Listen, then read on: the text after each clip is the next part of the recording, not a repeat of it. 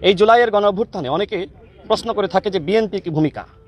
জুলাইয়ের গণঅভ্যুত্থানে যদি বিএনপির সংগ্রামী উপস্থিতি না থাকতো তাহলে এই বাংলাদেশে গণঅভ্যুত্থান সংগঠিত হতো না।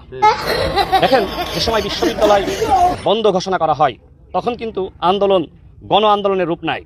সেই সময় আমাদের মাথায় পরিকল্পনা আসে, যেহেতু 2018 সালের কোটা সংস্কার আন্দোলনের নেতৃত্ব আমি এবং বর্তমান বিএনপি সরকারের প্রতিমন্ত্রী নুরুল হক নূর আমরাই দিয়েছিলাম আমাদের সহযোদ্ধাদের সাথে নিয়ে।